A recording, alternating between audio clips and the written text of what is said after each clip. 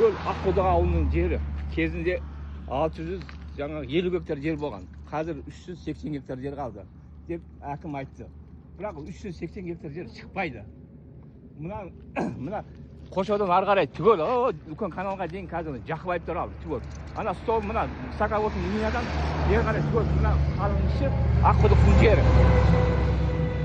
Мынау да мысалы міне 45 жылдан асты міне жерсе, әлі жерінде акті жоқ. Мысалы әкімге мен 8 жыл болып келіп жүрмін. Ешқандай не қылған жоқ.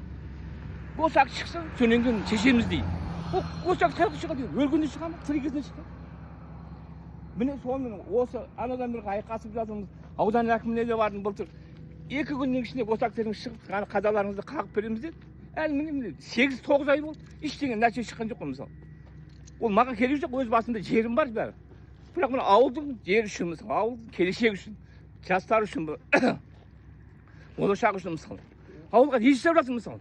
Ауылдың бәрі қаңып кетті, жастардың бәрі мысалы. Жұмыс жоқ, ештеңе жоқ мысалы.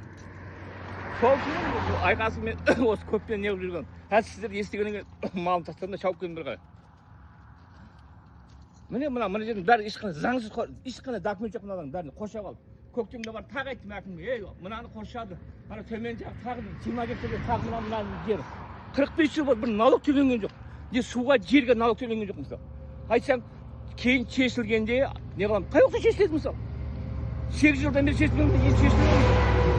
Соны менің сол айқайым сол бар ештеңе жоқ. Ар жағының бәрін түгел, ананың бәрін, ана жерде ана үлкен тал тұрған жер Жақыбаевтарға 25 гектар. Қазір 500-1000 гектарға жер алып түгел айланып.